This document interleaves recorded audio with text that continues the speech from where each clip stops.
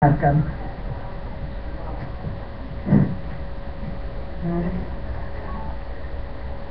Assalamualaikum warahmatullahi wabarakatuh.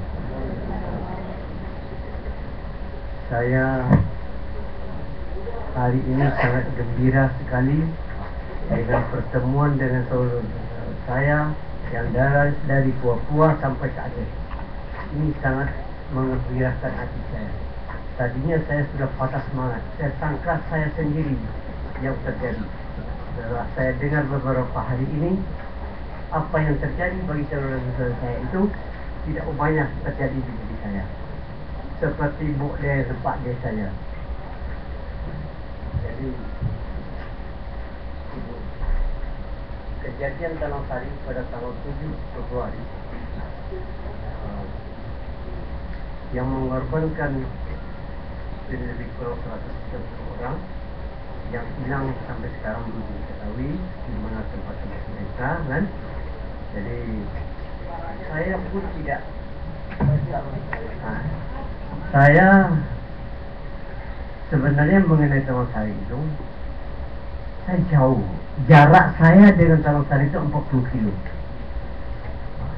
Jadi pada tanggal 7 itu saya dipanggil oleh Pak Camat. Ada peristiwa, ada suatu tuduhan dari Menteri Pemerintah bahwa saya bekerja sebagai kesehatan dari Purnawirawan. Waktu itu saya bekerja sama dengan polisi, tentara yang telah pensiun. Saya waktu itu. Jadi saya dipanggil oleh Pak Camat dengan tuduhan bahwa saya mendidik anak-anak untuk kesehatan. Yang sebenarnya di waktu itu yang ada di rumah saya adalah pendidikan pengantin, baju pengantin. Tapi bukan saya, orang lain. Di rumah saya itu disewa, memang penuh dengan gadis-gadis di waktu itu di rumah saya itu. Jadi rumah saya itu disewa, satu anak diberikan 25.000 untuk gadis sewa rumah. Jadi itu dituduhkan sama saya. Tapi setelah saya uraikan kepada Pak Camat, wah ini satu fitnah namanya. Ini orang harus tunduk. Kejadian itu saya belum tahu itu. Setelah saya selesai diperiksa, saya balik pulang. Di tengah jalan motor yang saya tumpai rusak. Sehingga tidak bisa jalan sampai jam 5 sore. Ada orang yang satu kampung dengan saya lewat. Itu orang Madura, tukang gigi. Saya panggil. Justru tidak bisa jalan, suruh carinya tali, seret sampai pulang. Antara kecamatan dengan rumah saya itu ada 30 kilo. Sampai saya jam 9 malam di rumah, keadaan sudah berubah. Lampu-lampu tidak ada yang hidup, rumah-rumah semua tutup. Jadi bilang kawan yang bawa saya tadi, ayo Pak, kita di rumah saya aja tidur. Ayo, kan? Saya pergi ke dia. Sampai di sana, saya diberi kopi sama istrinya. Makan dia, istrinya bercerita. Apa Pak War tidak tahu peristiwa tadi? Enggak. Tadi ada rampok di depan rumah Pak War. Orang bunuh-bunuhan. Ada yang mati, Pak Lurahnya mati, dan rombongan Pak Genjuri juga ada yang mati, kan? Saya nggak tahu. Saya ya, Pak War katanya tidur di sini dulu, besok aja pulang. Mungkin ibu mikir gitu kan. Pagi-pagi saya sudah minum kopi di rumahnya, saya keluar. Tidak jauh dari situ ada pasar. Saya mampir di pasar menanyakan seperti apa yang terjadi ya di kampung kita. Ini Pak War, apa Pak War nggak ada? Enggak. Sudah apa bisa? Pak War dipesan oleh Darangin kayak bu. Hari ini iya. Bagaimana saya nggak punya motor? Nanti Pak War ikut mobil umum aja, saya dari sana. Oke, angkat saya sampai ke Jabung. Sampai di kecamatan, Darangnya tidak ada. Mana komandannya? Tidak ada, lagi keluar. Saya tunggu sampai 2 jam. Ada telepon dari kepolisian. bahwa Pak War dulu menghadap kepada kepolisian. Saya nggak mau, saya berkepentingan dengan kan. Jadi akhirnya dari anggota itu, ayo tidak apa-apa Pak, saya antar sana. Sampai di sana, saya diperiksa. Polisi-polisi itu pada tanggal 7 itu semua sama dengan saya di depan itu minum-minum kan kantor kecamatan dekat situ. Jadi dia kemana sini dia, jadi tidak ada satupun yang berani memukul saya karena dia tahu saya ada hari di tangan itu. Setelah itu setelah diperiksa saya dimasukkan ke sel, kan? Di sel itu ada seorang yang berlumur darah, mukanya itu penuh dengan darah. Saya nggak tahu siapa orang itu. Ditanya, kenal Pak War? Enggak. Ditanya lagi yang enggak, ini enggak kenal. Kira-kira 2 jam saya di sel, datang Darlamil membawa mobil. Saya dengan kawan saya terus dirantai, di Borgol, dinaikkan ke mobil. Dalam mobil saya sempat menegur dalamnya, Pak, tadi Bapak memesan saya, ada apa? Begini Pak War, situasi di daerah Pak War lagi panas. Jadi Pak War saya amankan dulu ke Kodim.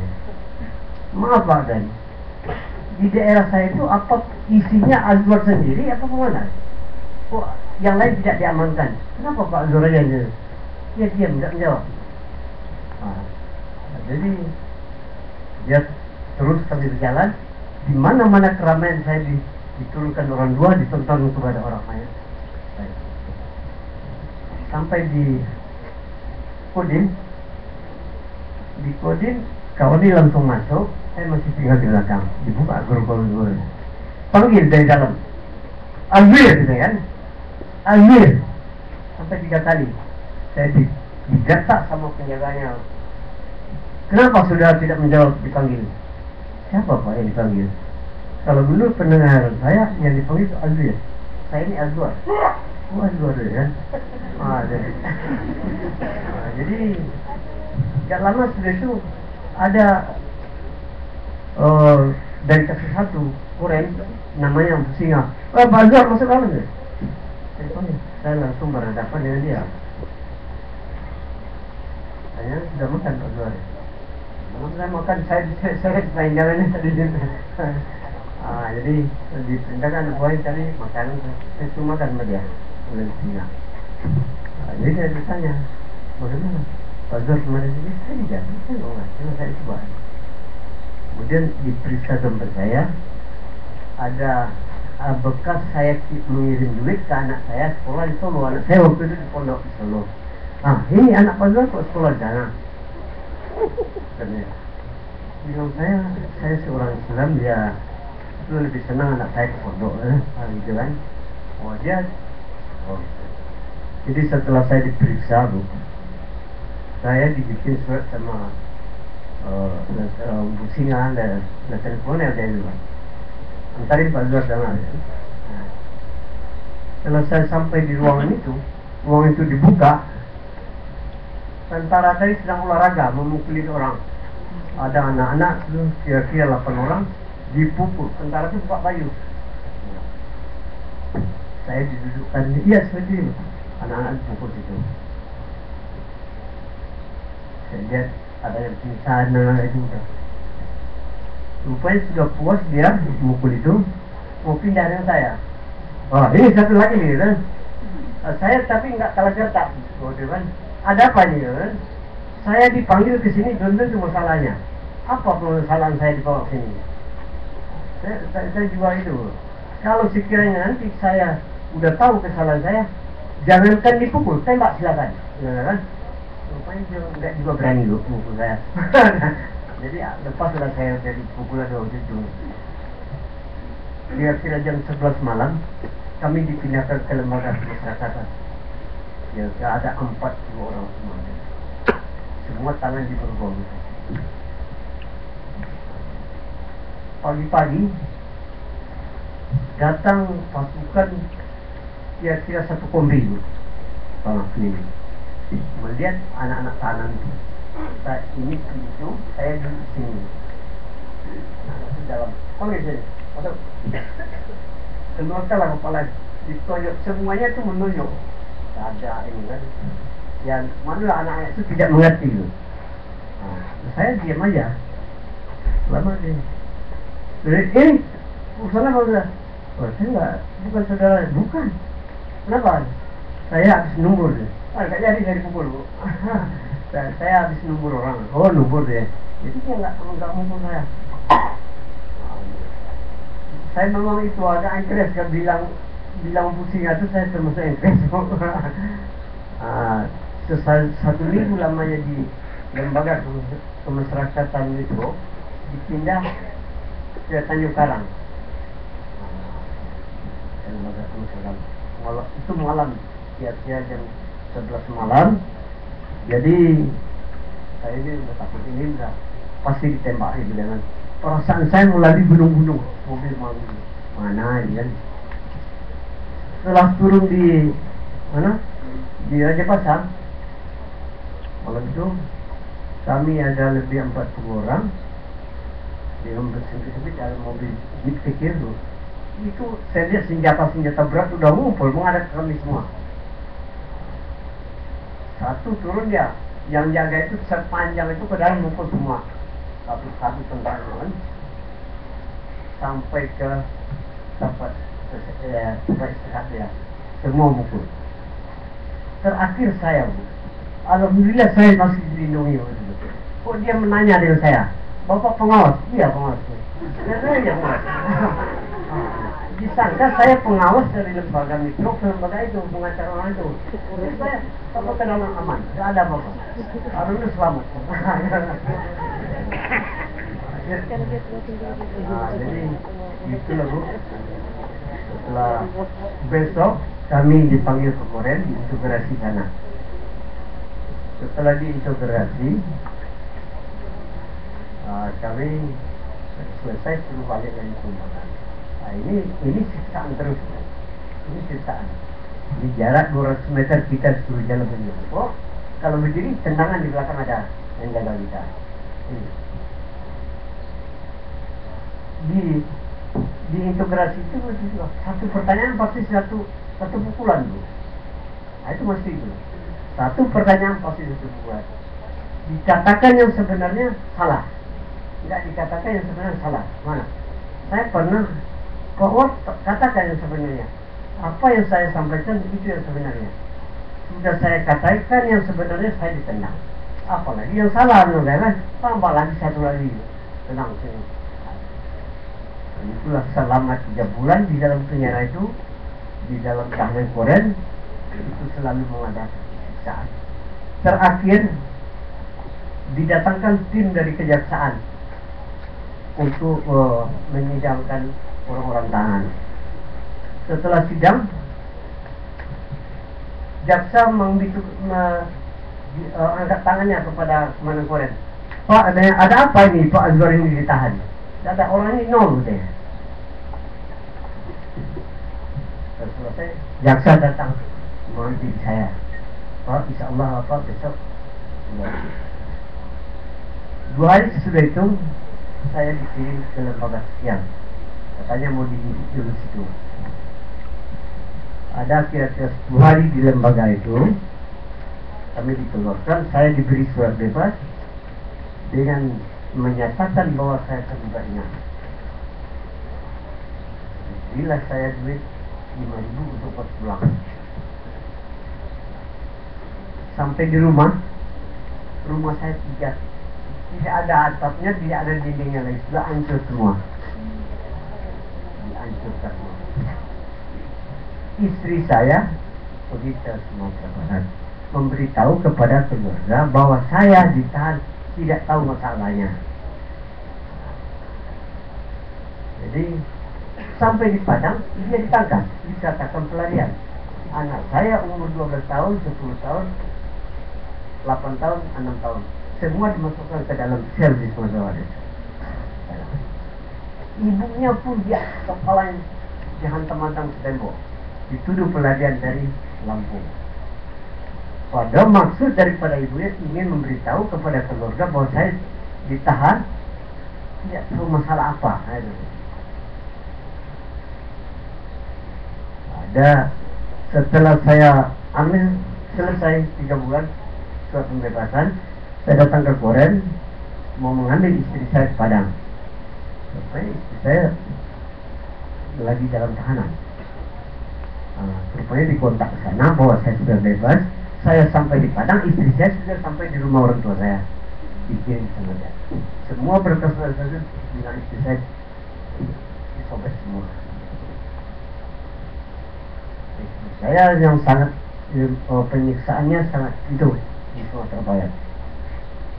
Sampai istri saya itu seperti orang gila, mandi di bak tu, semua sama dia semua. Kecaman semua. Waktu itu datang komandan dari Medan menyuruh ibunya datang dipindahkan ke Kodim Padang, Koren Padang. Sampai di Koren, dilihat mana anak-anaknya, nggak ada. Tentara-tentara itu dimaki sama komandan itu. Anjing kamu, binatang kamu, kenapa anaknya tinggalin? Kok nih? Nanti kalau ibunya mati, siapa yang tanggung jawab? Jadi ibu selama ini didatangi sama komandan, ibu diamankan dulu, ibu sabar bu ya, nggak apa-apa. Bagus dari komandan Medan itu waktu itu. Sampai anak saya yang nama Edi Aksara itu mau diminta waktu itu, tapi ibunya nggak mau, biar saya nyekolahkan anak. Tapi ibunya nggak mau, bapaknya belum ada apa. Nah, itu saya sampai di Padang, saya bawa lagi istri saya ke Lampung dengan anak-anak saya. Ya, dari rumah yang sudah tutup semua. Apa yang mau dimakan nggak ada, piring satu pun nggak ada, gelas satu nggak ada. Jadi saya waktu itu saya tinggalkan anak saya, ada ruangan yang masih tinggal sedikit untuk berteduh.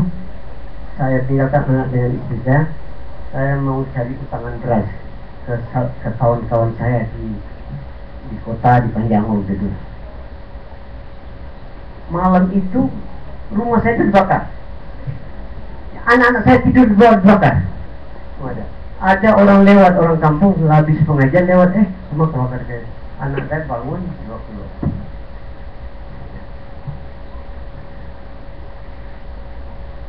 Jadi dalam peristiwa Telang Sari itu saya sangat banyak sekali dirugikan, rumah 3, kios 1, mobil 1 pihak.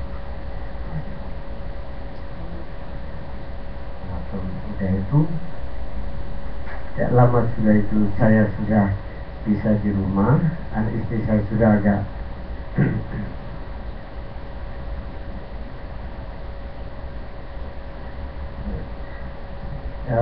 jadi ya saya untuk karena keadaan sangat ini bu ya, saya mencoba mengirimkan surat ke Bupati, ke Gubernur, ke DPR untuk bantuan untuk kelanjutan hidup anak saya. Tidak ada jawaban. Kemudian ada kawan saya yang sama-sama kerja dengan saya di kesehatan tadi, personel polisi, dia bikin membantu saya, bikin surat ke kotak 5.000 waktu itu. Nah, jadi surat ini jalan 2 malam sampainya di Koren, bukan di kotak 5.000. Saya diambil lagi. Nah, saya dibawa, dikatakan saya menghina komandan Koren, saya diinjak-injak di situ, dipukulin, diinjak. Nah, kawan saya yang polisi membantu saya tadi sampai keluar darah. 3 bulan setelah itu dia meninggal. Pak Saifuddin namanya, orang dari Palembang. Saya ditahan lagi 4 bulan lagi di Koren. Selama 4 bulan pekerjaan saya memiliki mobil mereka itu. Tiap pagi memiliki mobil. Nah, keluar dari sana bu, ya maklumlah melihat anak kecil-kecil semua memerlukan biaya. Saya mencoba mau bertani, minjam duit lagi dengan kawan. Saya sewa tanah 4 hektar, saya tanam jagung. Setelah jagung itu hampir panen, diambil lagi, dibawakan masyarakat oleh pemerintah. Itu memang saya sudah nekat. Ada 40 orang saya kejar dengan golok sana, dia lari semua, tapi saya ditolong dengan senjata oleh apa tadi. Saya dilaporkan ke polisi bahwa saya mengancam orang. Saya dipanggil polisi bahwa saya mengancam, katanya membunuh orang. Maaf Pak, saya tidak mengejar orang. Yang saya kejar binatang, tapi bentuknya bentuk orang. Kalau dia manusia, tidak mungkin dia akan memakan tanaman orang. Saya malah ditahan. Terus dikirim ke lembaga, saya di sidang sekali, sudah itu tidak disidang lagi, jatuh hukuman 6 bulan penjara. Saya berada di dalam, tidak di persidangan dijatuhkan. Saya berada dalam, 6 bulan lagi saya masuk. Itulah penderitaan saya selama peristiwa tahun hari itu pribadi saya. Tapi untuk nanti laporan konkretnya, ya ini ada Bu Andi dan